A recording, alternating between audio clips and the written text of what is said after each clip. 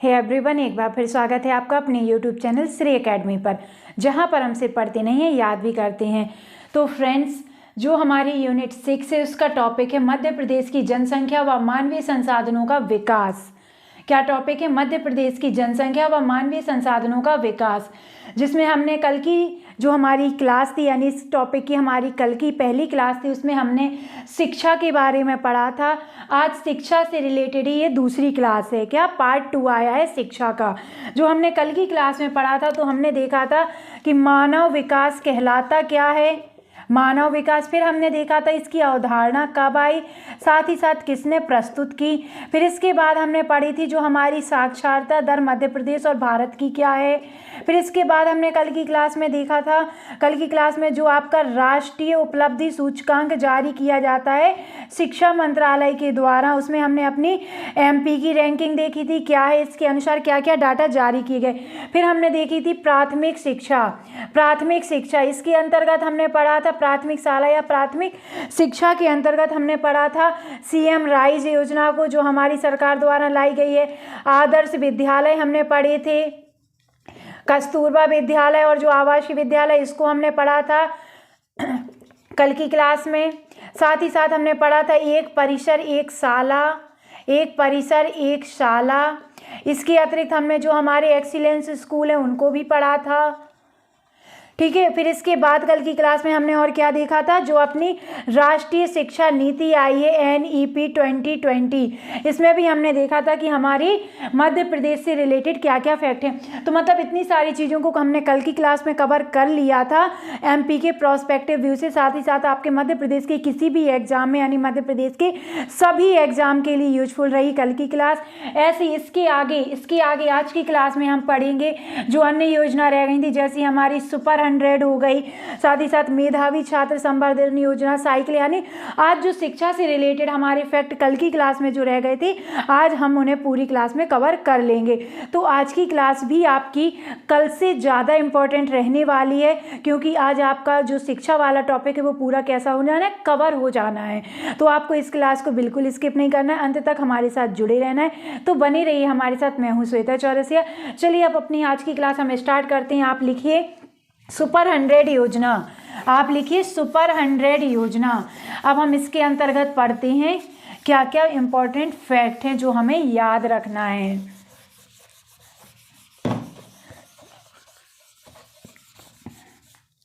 Notes बनाते चलिए हमारे साथ साथ। आप लिखिए सुपर 100 योजना, सुपर 100 योजना।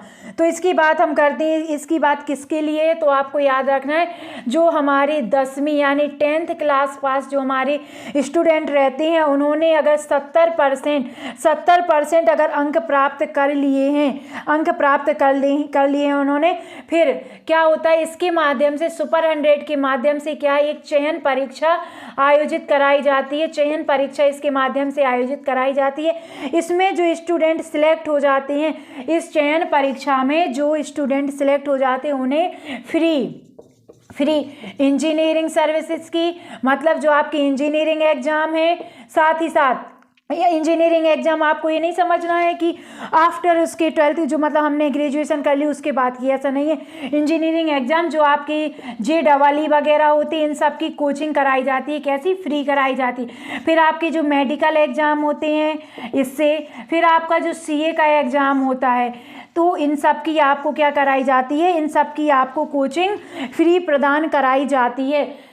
सुपर 100 योजना क्या है? सुपर 100 योजना ये है, अगर आपने यानी कोई भी स्टूडेंट 10th क्लास में 70% कम से कम अंक प्राप्त कर लेता है, फिर वो एप्लीकेबल हो जाता है इस चयन परीक्षा के लिए जो ये फ्री कोचिंग प्रदान करती है। अगर वो इसमें पास हो जाता है तो उसको फ्री में इंजीनियरिंग JEE मतलब JEE वगैरह की जो मेडिकल स्ट्रीम के एग्जाम होते हैं उसके, और साथ ही साथ CA की फ्री कोचिंग कराई जाती है। आपको याद रखना है। अब जो इसमें कराई जाती है, तो जो हमारे इसमें कितने बच्चों को ऐसे लाभ हुआ है, तो आपको ये रिकॉर्ड याद रखना है 2023 में 608 स्टूडेंट्स को इससे क्या मिला है, लाभ मिला है। आपको याद रखना है। साथ ही साथ आपको याद रखना है इस योजना के तहत कौन कौन सी, क्या सभी स्कूलों में, ऐसा नहीं है। जिस तरह से हम जानते हैं सभी हमारी कोचिंग मध्य प्रदेश में एमपी में कहाँ पर होती है, इंदौर में होती है, और कहाँ पर होती है, भोपाल में। तो भाई जो बच्चे इस चयन परीक्षा में पास हो जाते हैं तो इनके लिए 2 स्कूल ऐसे चयन किए गए हैं जिनमें इनका नामांकन या रजिस्ट्रेशन करा दिया जाता है। फिर यहाँ पर अपनी 11th और 12th को कंप्लीट करते हैं, 11th और 12th यहाँ पर कंप्लीट करते हैं। इसके साथ साथ ही यहाँ पर क्या करते हैं, कोचिंग लेते हैं। तो वो कौन से 2 स्कूल हैं जो अभी इनमें शामिल किए गए हैं? तो आपको सबसे पहला स्कूल याद रखना है, आपको सुभाष एक्सीलेंस स्कूल। क्या? सुभाष एक्सीलेंस स्कूल आपको इसमें याद रखना है, जो कि हमारे कहाँ पर है, भोपाल में। ठीक है, भोपाल में। दूसरा स्कूल आपको इसके अंतर्गत याद रखना है मल्हार आश्रम। ठीक है, जो आपके मल्हार राव थे ना, उनके नाम पर है ये हायर सेकेंडरी स्कूल। क्या? हायर सेकेंडरी स्कूल, जो कि आपके कहाँ पर है, तो आपको याद रखना है ये आपके इंदौर में है। कहाँ पर है? इंदौर में है। इन 2 स्कूलों को इस योजना के अंतर्गत अभी शामिल किया गया है। सभी स्कूलों को अभी इस योजना के अंतर्गत शामिल नहीं किया गया। इधर शामिल करने का मतलब ये नहीं है कि इन 2 स्कूलों बस के बच्चे इसमें पार्टिसिपेट कर सकते हैं। इधर शामिल करने का मतलब है पूरे मध्य प्रदेश के किसी भी बच्चे के अगर 10वीं में 70% मार्क्स आ जाते हैं और वो साथ साथ इस चयन परीक्षा में क्या हो जाता है, एप्लीकेबल हो जाता है, फिर इसमें जो पास हो जाते हैं इस चयन परीक्षा में, फिर उनका एडमिशन इन 2 स्कूलों में हो जाता है। इसका मतलब ये है एडमिशन के लिए जो कोचिंग संस्थान प्रदान कराई जाती है उसके लिए अभी सिर्फ 2 स्कूल चयन किए गए, आपको याद रखना है। चलिए अब हम पढ़ते हैं आगे। मेधावी छात्र संवर्धन योजना। आप लिखिए मेधावी छात्र संवर्धन योजना। नोट्स बनाते चलिए। मैं हमेशा बोलती हूँ नोट्स अपने खुद बनाइए, क्योंकि ये सिर्फ आपके प्री के लिए भी नहीं, साथ ही साथ मेंस में भी बहुत काम आएंगे। मेधावी छात्र संवर्धन योजना।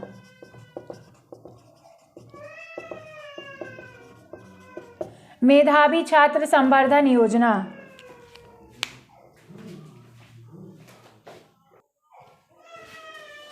मेधावी छात्र संवर्धन योजना। ठीक है, इसमें आपको कितनी याद रखनी है, 12th में कितने % चाहिए, 75% चाहिए है। ठीक है, ये कब प्रारंभ की गई, तो आपको इसकी स्टार्टिंग डेट याद रखनी है। कब प्रारंभ की गई, तो आपको याद रखना है 2009 और 10 में प्रारंभ की गई। अगर हम बात करते हैं इसका अर्थ क्या है छात्र संवर्धन योजना, तो अगर आप 12th में 75% से ज़्यादा 75% तक अंक लाते हैं, आपकी जो परसेंटेज है वो 75% अगर बनती है, तो आपको क्या होगा, लैपटॉप प्रदान किया जाएगा। क्या? लैपटॉप या तो प्रदान किया जाएगा या लैपटॉप के लिए आपको 25,000 रुपये प्रदान किए जाएंगे। आपको याद रखना है किस योजना के अंतर्गत, मेधावी छात्र संवर्धन योजना, जो कि आपकी 2009 और 10 में क्या की गई थी, स्टार्ट की गई थी। अभी वर्तमान में अगर हम बात करें 2021-22 में, तो टोटल कितने बांटे गए हैं, तो आपको याद रखना है 91498 छात्रों को क्या दी गई, स्कॉलरशिप दी गई है 25,000 की, जिसमें उन्हें क्या करना है, अपने लिए लैपटॉप लेना है। ठीक है, अब हम बात करते हैं निःशुल्क साइकिल वितरण योजना। निःशुल्क साइकिल वितरण योजना। जल्दी जल्दी लिखते जाइए आप हमारे साथ, हम जो बोल रहे हैं उस पे ध्यान दिया करिए, राइटिंग पे ध्यान नहीं देना आपको। आप लिखिए आगे निःशुल्क साइकिल वितरण योजना। निःशुल्क साइकिल वितरण योजना। अगर हम इस योजना की बात करें ये क्या है, तो सबसे पहले तो आपको याद रखना है ये क्या है, तो टोटल कितने बच्चों को अभी साइकिल दी गई है, तो आपको याद रखना है जो करंट में 2022-23 में आपको याद रखना है 1 लाख बच्चों को साइकिल का वितरण किया गया है। कितने बच्चों को, 1 लाख बच्चों को अभी 2022-23 में साइकिल वितरित की गई हैं। अगर हम बात करें, अगर आपको जैसे ये डेटा उतना इम्पोर्टेंट नहीं है, इससे रिलेटेड इम्पोर्टेंट फैक्ट क्या है आप इसमें लिख लीजिए IMP। ये है ई वाउचर पायलट। क्या? ई वाउचर पायलट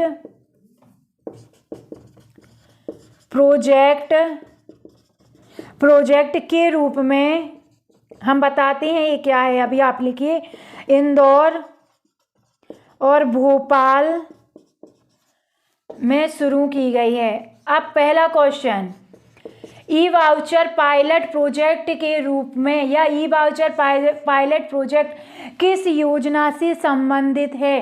तो आपको याद रखना है निःशुल्क साइकिल वितरण योजना से संबंधित है।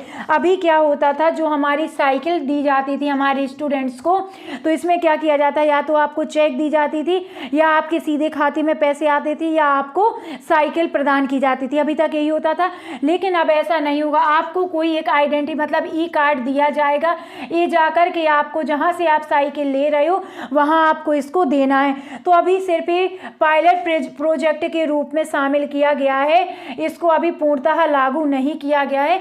और पायलट प्रोजेक्ट के रूप में कहाँ शामिल किया गया, तो आपको याद रखना है इंदौर और भोपाल में इसको शुरू किया गया है, आपको याद रखना है। ठीक है, अगर हम देखें अब सक्षम, आप लिखिए सक्षम। अब सक्षम क्या है?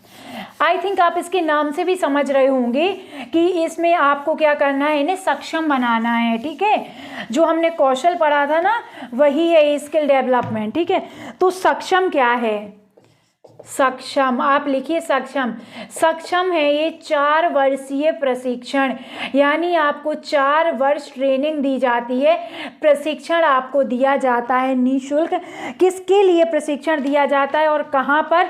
तो आपको ये फैक्ट याद रखना है इसमें, जो हमारे आप सभी जानते हैं हमारे मध्य प्रदेश में टोटल कितने जनजातीय जिले हैं, तो आप सभी जानते हैं टोटल हमारे मध्य प्रदेश में 20 जनजातीय जिले हैं। तो जो आपके 20 जनजातीय जिलों के जो हमारे विकास खंड यानी जो हमारे जनजातीय विकास खंड हैं, तो इनके जो हमारे जनजातीय विद्यार्थी हैं, कौन? जनजातीय विद्यार्थी हैं हमारे। ठीक है, जनजातीय विद्यार्थियों के लिए 21वीं सदी के कौशल, जो जीवन कौशल है, जीवन कौशल का क्या होता है, यहाँ पर प्रशिक्षण दिया जाता है। यानी जो आपकी 21वीं सेंचुरी की जो आपकी 21वीं सदी है, 21वीं सदी की, अब आप सभी जानते हैं जो हमारी जनजातियां वो बहुत पिछड़ी हुई हैं, आप सभी इस बात को जानते हैं। तो इन्हें 21वीं सदी में लाने के लिए जो भी टेक्निक, जो भी नई चीज़ें आ गई हैं जीवन कौशल की, वो इनको यहाँ पर क्या दिया जाता है, 4 वर्ष तक इनको ट्रेनिंग दी जाती है। हमारे 20 जनजातीय जिलों के जो विकास खंड है उनको इसमें शामिल किया गया है, आपको याद रखना है। अगर अब हम बात करते हैं इसके लिए किसके साथ या किसके द्वारा ये सब समझौता हुआ है, शुरू की गई है, तो आपको याद रखना है इसके अंतर्गत जनजातीय विभाग कौन शामिल है, तो आपको याद रखना है जनजातीय विभाग, और आपको याद रखना है कौन? मैजिक बस इंडिया फाउंडेशन के मध्य 2023 में क्या हुआ है, समझौता हुआ है। तो सबसे पहली बात आपको याद रखनी है सक्षम क्या है, 4 वर्षीय प्रशिक्षण दिया जाता है, ट्रेनिंग दी जाती है किसको, जो हमारे जनजातीय विद्यार्थी हैं उनको 21वीं सदी के जीवन कौशल का प्रशिक्षण इनको दिया जाता है। कितनी जनजाति इसमें कौन सी, तो आपको याद रखना है 20 जनजातीय जिलों के जो विकास खंड है उनके जो जनजातीय विद्यार्थी हैं उनको इसमें क्या किया गया है, शामिल किया गया है। अगला फैक्ट आपको इसमें क्या याद रखना है, 2023 में एक समझौता होता है, इसके लिए किसके द्वारा, किसके साथ साथ, तो आपको जनजातीय विभाग, आपको ये तो याद रहेगा जनजाति से, आपको ये नाम याद रखना है, मैजिक बस इंडिया फाउंडेशन के साथ हमारी जनजातीय विभाग का क्या होता है, समझौता होता है इस योजना के लिए। अब हम देखते हैं छात्रावास रैंकिंग, मतलब जो हमारे हॉस्टल्स हैं उसमें रैंकिंग अब हमें देखनी है। ठीक है, पूरे मध्य प्रदेश में कौन सा हॉस्टल नंबर 1 रहा है और जो हमारे जनजाति हैं, जिले हैं, इन सब से रिलेटेड हमें देखना है। तो आप लिखिए छात्रावास रैंकिंग। आप लिखिए छात्रावास रैंकिंग या हॉस्टल जो आपके होते हैं, हॉस्टल जो होते हैं उनकी रैंकिंग आपको देखनी है। तो इससे सबसे पहला क्वेश्चन क्या बनता है, प्रारंभिक शिक्षा जो आपकी प्राइमरी शिक्षा दी जाती है, प्रारंभिक शिक्षा, प्रारंभिक शिक्षा कब 2022-23 की रैंकिंग है ये। आप देख सकते हैं कब की है, 2022-23 की ये रैंकिंग है। ठीक है, तो प्रारंभिक शिक्षा 2022-23 में कौन से मतलब इसने नंबर बनाया है जिला, तो आपको याद रखना है सीहोर जिला हमारा नंबर, यानी जो सीहोर जिला का छात्रावास है वो नंबर 1 रहा है, आपको याद रखना है, मतलब सीहोर जिला नंबर 1 रहा है। अगर हम इसमें हॉस्टल की बात करें, छात्रावास की इसमें बात करें कौन सा, तो आपको याद रखना है अलीराजपुर, अलीराजपुर का जो ग्राम है जौहर, क्या जौहर का कस्तूरबा गांधी, कस्तूरबा गांधी बालिका छात्रावास, इसके बारे में हमने कल पूरी डिटेल के साथ पढ़ा था, तो जिसने कल की क्लास नहीं देखी है वो जाके देख सकता है। छात्रावास रैंकिंग, तो प्रारंभिक शिक्षा 2022-23 में नंबर 1 जिला कौन सा रहा है, सीहोर। अब इसमें जो हॉस्टल है, हॉस्टल कौन सा रहा है, तो अलीराजपुर का। इसके अंदर पूछ लिया जाए तो आपको जौहर याद रखना है, फिर इसके अंदर पूछ लिया जाए कौन सा सीधा हॉस्टल का नाम ही लिखा जाए तो आपको याद रखना है कस्तूरबा गांधी बालिका छात्रावास, समझ गए ना, आपको ये याद रखना है। चलिए अब आप अगला लिखिए मध्य प्रदेश राज्य शिक्षा परिषद, आप लिखिए मध्य प्रदेश राज्य शिक्षा परिषद, इसका गठन कब होता है। ठीक है, साथ ही साथ इसके अध्यक्ष कौन होते हैं, उपाध्यक्ष कौन होते हैं, ये क्या है। ठीक है, तो हमें देखते हैं, तो आप लिखिए सबसे पहले मध्य प्रदेश राज्य शिक्षा परिषद, मध्य प्रदेश राज्य शिक्षा परिषद, मध्य प्रदेश राज्य शिक्षा परिषद। तो इसका गठन कब किया गया, तो गठन हम देखें तो आपको याद रखना है 2022-23 में इसका क्या होता है, गठन होता है। अगर हम बात करें इसके अध्यक्ष कौन होते हैं तो आपको याद रखना है उच्च शिक्षा मंत्री, उच्च शिक्षा मंत्री जो होते हैं वो इसके क्या होते हैं, अध्यक्ष होते हैं।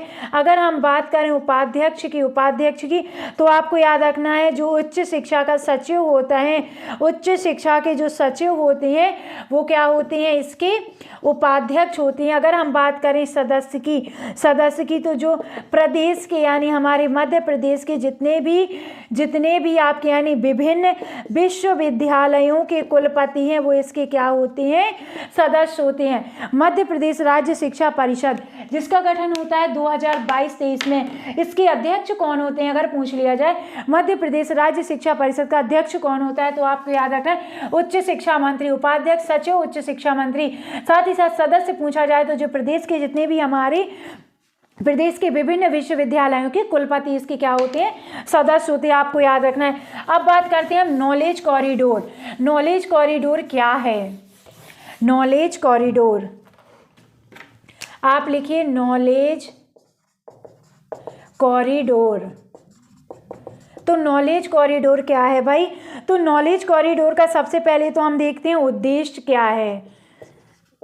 तो उद्देश्य आपको याद रखना है मध्य प्रदेश की या राज्य की इकोनॉमी, जो आपकी आर्थिक स्थिति है, इकोनॉमी जो है, इकोनॉमी है उसको गति देने के लिए इसको लाया गया है। ठीक है, अगर हम बात करें कितने शहरों में इसको लाया गया है तो आपको याद रखना है 5 शहरों में। कौन कौन सी शहर, तो सबसे पहला आपको याद रखना है इंदौर, इंदौर के बगल में क्या है उज्जैन, उज्जैन के बगल में क्या है देवास, क्या है देवास। ठीक है, फिर आपको क्या याद रखना है भोपाल, और अंततः आपको क्या याद रखना है हमारा ग्वालियर। ठीक है, क्या याद रखना है हमारा ग्वालियर। नॉलेज कॉरिडोर एमपी की इकोनॉमी को गति देने के लिए, एमपी की आर्थिक स्थिति को गति देने के लिए नॉलेज कॉरिडोर लाया गया है।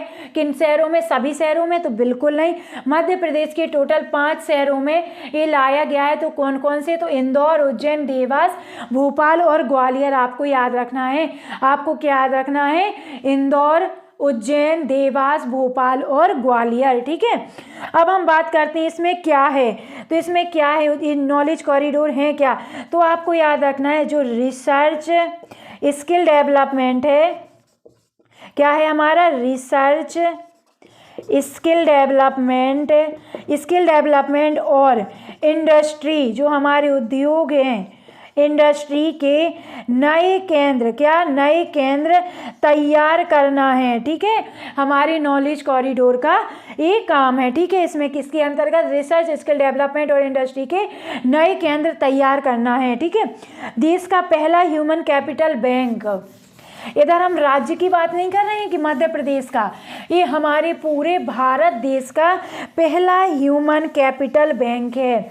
अभी होता क्या है, कहाँ खोला गया है, किस वर्ष खोला गया है, तो हम ये आपको सारी जानकारी बताने वाले हैं। अब आप सबसे पहले लिखिए देश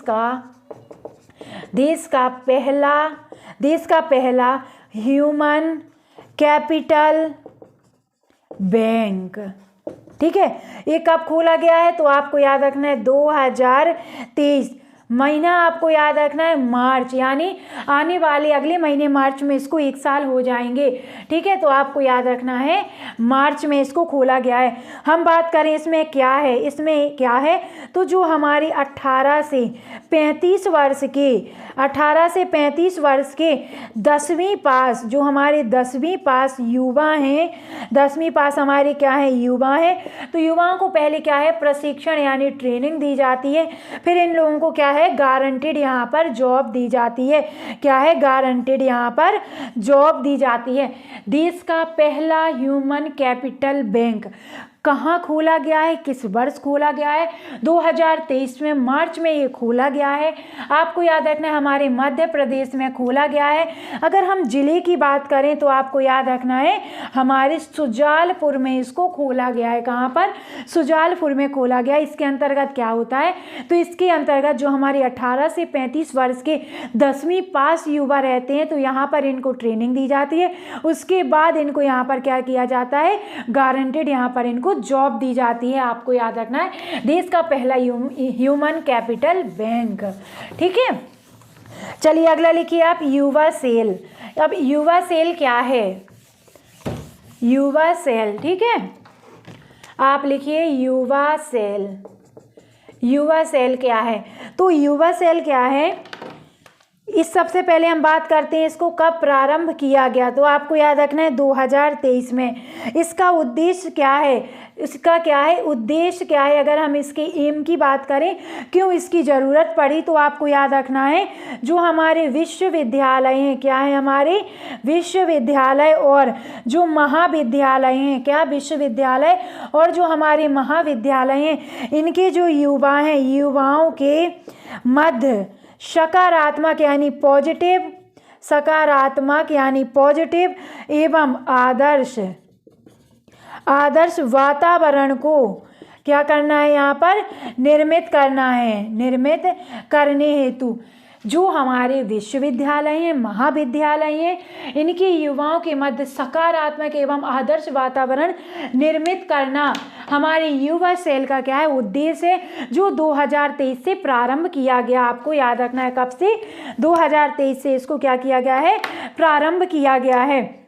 अगर हम बात करें इसके संरक्षक कौन होते हैं, तो आपको याद रखना है जो हमारे विश्वविद्यालय होते हैं, इनके कुलपति इसके क्या होते हैं, संरक्षक होते हैं। भारत अध्ययन एवं शोध केंद्र, भारत अध्ययन, इधर हम मध्य प्रदेश अध्ययन की बात नहीं कर रहे हैं, हम कर रहे हैं भारत अध्ययन की बात। ठीक है, भारत अध्ययन एवं शोध केंद्र यानी रिसर्च सेंटर की यहाँ पर बात हो रही है। भारत अध्ययन एवं शोध केंद्र। अब ये क्या नई चीज़ है भाई, तो ये क्या है, तो ये आपके कहाँ पर शुरू की जा रहे हैं, तो सबसे पहले आपको याद रखना है आपके उज्जैन जिले में यहाँ खोले जा रहे हैं, उज्जैन जिले में इसको क्या कर रहा है, खोला जा रहा है। उज्जैन ही क्यों चुना गया हम आपको बताते हैं, और जिससे आपको याद भी रहेगा कि भारत अध्ययन एवं शोध केंद्र हमारा उज्जैन में खोला गया है। क्यों, क्योंकि जो उज्जैन हमारा क्या है, उज्जैन हम सभी जानते हैं, उज्जैन हमारी धार्मिक नगरी है। उज्जैन कैसी नगरी है, धार्मिक नगरी है। अब इधर भारत अध्ययन की बात हो रही है, रही है। तो आप हमें बताइए भारत अध्ययन आप कैसे करेंगे, कैसे करेंगे। भारत अध्ययन की बात यहाँ पर हो रही है, जो हमारे पुराण हैं, वेद हैं, ब्राह्मण ग्रंथ हैं, यानी जो भी हमारे धार्मिक ग्रंथ हैं, यहाँ पर क्या करवाया जाएगा, उनसे शोध करवाया जाएगा उन सब के लिए। इसीलिए आपके जो भारत अध्ययन एवं शोध केंद्र आपका उज्जैन में खोला गया है। आपको इससे कैसे रिलेट याद रखना है, धार्मिक ग्रंथों को आपको इससे याद रखना है। वेद पुराण हमारे सब कैसे धार्मिक ग्रंथ हैं, इनसे आपको याद रखना है धार्मिक नगरी, जिससे आपको याद रहेगा उज्जैन, जहां पर हमारे ये शोध केंद्र क्या है, खोला जा रहा है, आपको याद रखना है। अब बात करें जो हमारा उज्जैन है, उज्जैन के क्या सभी विश्वविद्यालयों में, जी नहीं, सभी में इसको नहीं खोला जा रहा है। आपको याद रखना है विक्रम विश्वविद्यालय, विक्रम विश्वविद्यालय में इसको क्या है, खोला जा रहा है। साथ ही साथ अगर हम बात करें पाठ्यक्रम की, तो हमने आपको पहले ही बता दिया है, संपूर्ण वेद पुराण, संपूर्ण वेद पुराणों को इसमें शामिल किया गया है, ठीक है, जिसका अध्ययन हमारे इसमें किया जाना है, शोध की जाने हैं। अब लिखिए आप मेराई प्रोजेक्ट, आप लिखिए मेराई प्रोजेक्ट, जी हाँ मेराई प्रोजेक्ट। बड़े नए नए नाम सुनने को मिल रहे हैं, है ना। अब हमारी शिक्षा में ये सब शामिल है, तो आपको ये सब याद रखना है, ठीक है। और इन्हीं सब से क्वेश्चन बनने वाले हैं, आप ये मान के चलिए। जो नाम कम सुने हैं, छोटे लगते हैं, आप उन्हें छोड़ देते हो, तो वही आपको एग्जाम में देखने मिलने वाले हैं। इसलिए मैं बोलती हूँ आपको नोट्स ज़रूर बनाने हैं। मेराई प्रोजेक्ट, मेराई प्रोजेक्ट क्या है, इसकी शुरुआत की अगर हम बात करें तो आपको याद रखना है 2022 में। अब आप बताइए इसका नाम थोड़ा अटपटा नहीं लग रहा है, लगेगा ही, क्यों, क्योंकि ये जापानी भाषा से संबंधित है। क्या, जापानी भाषा से संबंधित है। हम सभी जानते हैं जापान के साथ हमारा काफ़ी हद तक व्यापार होने लगा है, जिसमें हमें सबसे ज़्यादा प्रॉब्लम कहाँ जा रही है, भाषा की, भाषा की। इसीलिए मेराई प्रोजेक्ट लाया गया है आपकी एमपी सरकार द्वारा 2022 में, जिसमें आपको जापानी भाषा क्या है, सिखाई जाएगी, जापानी भाषा इसमें आपको सिखाई जाएगी। अगर आपसे पूछ लिया जाए किसके सहयोग से शुरू किया गया है, तो आपको याद रखना है इसमें इन्फोसिस स्प्रिंग बोर्ड एवं निर्माण संगठन के द्वारा इसकी शुरुआत की जाए, मतलब सहयोग इसके द्वारा दिया जा रहा है। हम बात करें कहाँ पर, तो आपको याद रखना है हमारे नीमच में। और अगर हम नीमच में बात करें तो आपको याद रखना है कहाँ पर, जावड़ में। ये क्या है, ये अभी आपका एक पायलट प्रोजेक्ट है। क्या है, आपको याद रखना है, ये अभी आपका क्या है, पायलट प्रोजेक्ट के रूप में आपका मेराई प्रोजेक्ट अभी लाया गया है, आपको याद रखना है, जो कि आपकी जापानी भाषा से संबंधित है, ठीक है। अगर अब हम बात करें अपनी अगले की, तो आप लिखिए वीरपुत्र महाराणा प्रताप शोधपीठ। क्या, वीरपुत्र आपको यहाँ पर लिखना है, वीरपुत्र महाराणा प्रताप सिंह शोधपीठ, ठीक है। आप लिखिए वीरपुत्र महाराणा, इन्हें तो सभी जानते हैं ना, महाराणा प्रताप जी को, शोधपीठ। अब ये क्या है, हमारे मध्य प्रदेश में क्यों संबंध है, इसकी शुरुआत आपको याद रखना है 2022-23 में की गई। कब, 2022-23 में इसकी शुरुआत की गई।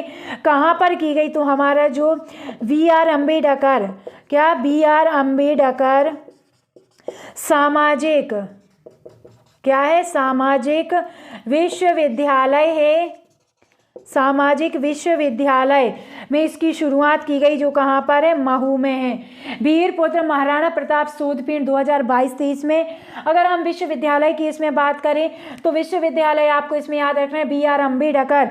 अब BR अम्बेडकर की बात आई है तो आपको इजीली याद हो जाएगा कि आपकी महू की बात हो रही, यानी आपके इंदौर की बात हो रही, जहाँ पर इसको क्या किया गया है, जहाँ पर हमारे वीरपुत्र महाराणा प्रताप शोधपीठ को क्या किया गया है, शुरू किया गया है। चलिए अगला लिखिए आप, स्कूल शिक्षा पर परफॉर्मिंग इंडेक्स। जो हमारी स्कूल शिक्षा है, स्कूल शिक्षा में जो परफॉर्मिंग इंडेक्स है, इसमें हमारे मध्य प्रदेश की क्या रैंकिंग है। अब ये बात आ जाती है, जब हमने आपको सतत विकास पढ़ाया था। क्या पढ़ाया था हमने? जब आपको सतत विकास लक्ष्य पढ़ाए थे, टोटल कितने लक्ष्य हमने आपको पढ़ाए थे? तो टोटल हमने आपको 17 लक्ष्य पढ़ाए थे। आपको याद होंगे, जिसने वो क्लास हमारी ली होगी उन्हें पता होगा कि हमने एक क्लास में आपको टोटल 17 लक्ष्य पढ़ाए थे। ठीक है, और इसकी हमने टोटल 3 क्लास ली थी। सतत विकास लक्ष्यों में जो मध्य प्रदेश की प्रगति है, इसका आप जो यूनिट 6 का टॉपिक है उसमें हमने आपके 17 लक्ष्य, साथ ही साथ सतत विकास सूचकांक, मतलब इससे रिलेटेड सारी जानकारी आपको पढ़ाई थी। साथ ही साथ जो हमारे 17 लक्ष्य हमने आपको SDG पढ़ाए थे, जो उसमें हमने सभी 17 लक्ष्यों में बताई थी कि मध्य प्रदेश की स्थिति क्या है और ये किससे संबंधित है। साथ ही साथ हमने यहाँ पर आपको इन सभी जानकारी को ट्रिक से याद कराया था। किससे? ट्रिक से। तो जिसने भी नहीं देखे या जो पढ़ भी चुके हैं और भूलते हैं, कंफ्यूज होते हैं, तो वो क्लास जाकर देख सकते हैं, बहुत यूजफुल रहने वाली है। तो हमने उसमें आपको पढ़ाया था स्कूल शिक्षा परफॉर्मिंग में हमारी मध्य प्रदेश की रैंकिंग क्या है, किस जिले में हमारा मध्य प्रदेश शामिल हुआ है, हमने आपको वहां पर ही बताया था। तो आप लिखिए स्कूल शिक्षा पर, स्कूल शिक्षा परफॉर्मिंग इंडेक्स। ये कब आया? तो ये भी 2021-22 में आया। ठीक है, 21-22 में। अगर हम बात करें मध्य प्रदेश को इसमें किस श्रेणी में शामिल किया गया, तो आकांक्षी राज्यों की श्रेणी है उसमें हमारा मध्य प्रदेश क्या हुआ है? शामिल हुआ है। हमने ये भी पढ़ाया था उसमें कि किस श्रेणी के जो राज्य आकांक्षी में आते हैं, जो मतलब इससे रिलेटेड हमने आपको सारी जानकारी पढ़ाई थी। अब हम आपका ज़्यादा समय नहीं लेंगे। आप इसमें रैंक देखिए, तो हमारी MP की रैंक कितनी है? 20 है, आपको याद रखना है। अब आप देखिए राष्ट्रीय बहुआयामी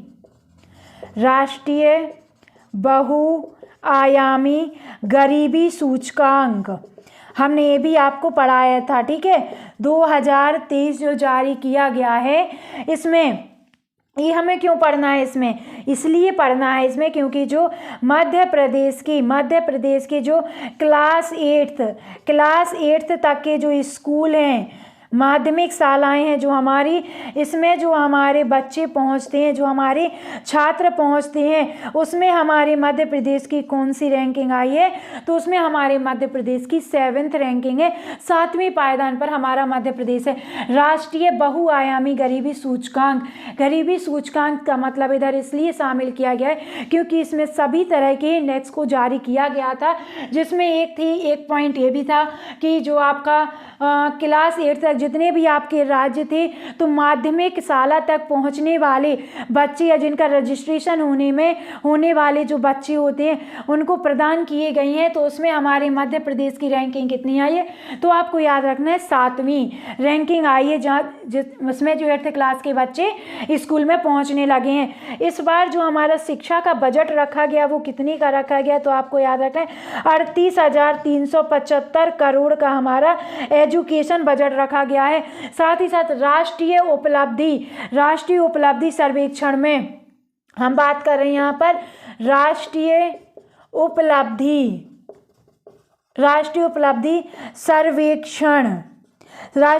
सर्वेक्षण में पूरे देश में हमारा मध्य प्रदेश किस स्थान पर आया है? तो आपको याद रखना है हमारा मध्य प्रदेश 5वें स्थान पर आया है। ये आपको याद होना चाहिए। 8th क्लास तक स्कूल में पहुंचने वाले बच्चों की रैंकिंग में 7वें नंबर पर, राष्ट्रीय उपलब्धि सर्वेक्षण में हमारे मध्य प्रदेश 5th रैंक पे या 5वें पायदान पर आ गया है, आपको याद रखना है। चलिए अब आगे हम देख लेते हैं हमारी जो जो आपकी शिक्षा है इससे रिलेटेड अदर फैक्ट क्या हैं। हम बात करते हैं अब अदर फैक्ट या इम्पोर्टेंट फैक्ट की। तो ये आप लिखते जाइए जल्दी जल्दी, हम पूरा तो नहीं बोलेंगे या बोलेंगे पूरा, लिखेंगे नहीं पूरा। तो आपको याद रखना है भारत का पहला सहकारिता, इधर बात हो रही है सहकारिता विश्वविद्यालय की, ये कहाँ पर खोले जा रहे हैं? तो आपको याद रखना है भोपाल और इंदौर, आपको याद रखना है भोपाल और इंदौर को। अगला आप लिखिए रामानुजाचार्य संस्कृत विद्यालय।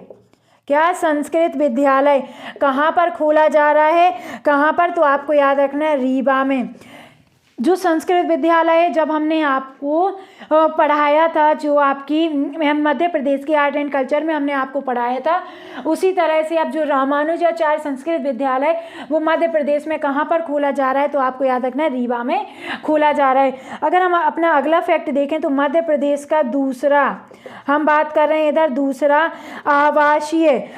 आवासीय संस्कृत विद्यालय, मतलब दूसरा आवासीय बात हो रही है इधर, संस्कृत विद्यालय ये कहाँ पर खोला जा रहा है, तो आपको याद रखना है रतलाम में। पहले आपको याद रखना है डिंडोरी संस्कृत विद्यालय समझ के आपको उज्जैन नहीं पहुँच जाना है। मैं फिर से बोल रही हूँ, संस्कृत विद्यालय समझ के आपको उज्जैन नहीं पहुँच जाना है।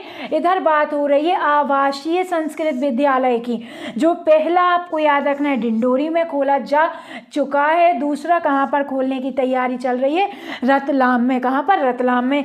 आपको याद रखना है हिंदी भाषा प्रयोगशाला कहाँ पर खोली जा रही है, तो आपको याद रखना है भोपाल में। भोपाल में कहाँ पर? तो आप लिखिए अटल बिहारी वाजपेयी हिंदी विश्वविद्यालय। अटल बिहारी वाजपेयी हिंदी विश्वविद्यालय में आपकी हिंदी भाषा प्रयोगशाला भोपाल में खोली जा रही है। अगला फैक्ट लिखिए आप आर्टिफिशियल इंटेलिजेंस, इधर बात हो रही एआई की। एआई पढ़ाने वाला पहला राज्य कौन बन गया है? पहला राज्य तो आपको याद रखना है एमपी।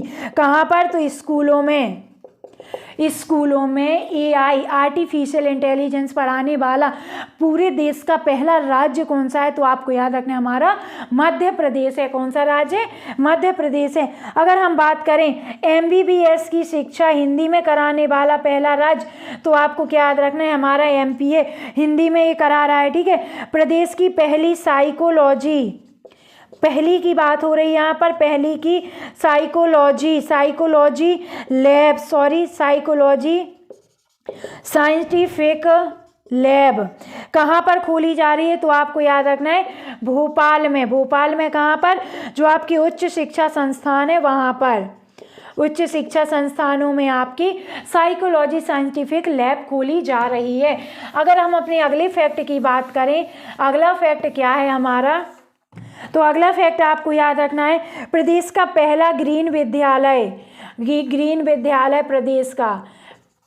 अब इधर ग्रीन विद्यालय से मतलब क्या है, यहाँ पर जो एनर्जी यूज की जा रही है वो कैसी है, एनर्जी जो यूज की जा रही है वो यहाँ पर खुद प्रोड्यूस करते हैं, यानी जो आपकी सौर ऊर्जा है इन सब से रिलेटेड, इसलिए इन स्कूलों का नाम क्या रखा गया है, ग्रीन विद्यालय। तो जो पहला ग्रीन विश्वविद्यालय कहाँ पर खोला जा रहा है, आपको याद रखना है ग्रीन विश्वविद्यालय की बात हो रही है, तो आपको याद रखना है हमारे उज्जैन धार्मिक नगरी में। इसमें भी आपको क्या याद रखना है, जो विक्रम विश्वविद्यालय है वहां पर। ठीक है, अब school of excellence for I किसकी बात हो रही है, स्कूल ऑफ एक्सीलेंस, इसके बारे में हमने कल की क्लास में पढ़ा था।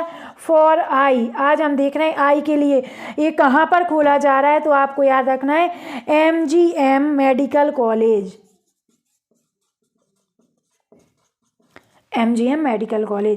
फ्रेंड्स, तो ये थी हमारी आज की क्लास, जिसमें हमने जो हमारी कल की क्लास में शिक्षा से रिलेटेड फैक्ट रह गए थे, हमने उन सभी को आज की क्लास में पूरा कवर कर लिया। आई होप आपने भी हमारे साथ नोट्स बना लिए होंगे, हम ऐसी आशा करते हैं कि आपने नोट्स बना लिए होंगे, क्योंकि आपको आगे चल के रिवाइज भी करने हैं। इसी का जो आपका दूसरा टॉपिक है स्वास्थ्य, जिसे हम कल की क्लास में कवर करने की, यानी कल की क्लास में हम स्वास्थ्य को पूरा कवर करने की कोशिश करेंगे। तो आपको हमारे साथ जुड़े रहना है। अगर पहली बार हमारे साथ जुड़ रहे हैं तो प्लीज़ चैनल को सब्सक्राइब कर लीजिए, क्योंकि ऐसी क्लासेस अब आपको डेली मिलने वाली है। साथ ही साथ पढ़ाना अच्छा लगे, आपको यूजफुल लगी है क्लास, तो प्लीज़ लाइक करना मत भूलिए, लाइक करके जाइए। साथ ही साथ प्यारे प्यारे से कमेंट करते जाइए, जिससे हम आपको ऐसे ही और अच्छे से आपको हम वीडियो क्लासेस लाएं, क्योंकि हम जानते हैं आपका समय बहुत कम बचा है, इसलिए हम सिर्फ नए नए टॉपिक को कवर करा रहे हैं, क्योंकि उन्हीं में आपके हम देख रहे हैं बच्चों को परेशानी जा रही है। पुराने टॉपिक तो सभी के मोस्टली कवर हो चुके हैं, है ना। तो आपको हमारे साथ जुड़े रहना है। मिलते हैं कल की क्लास में, जिसमें हम स्वास्थ्य को कवर करेंगे। तो जुड़े रहिए हमारे साथ, साथ ही साथ आप अपना ध्यान रखिए, स्वस्थ रहिए, खुश रहिए। नमस्कार दोस्तों, बाय बाय।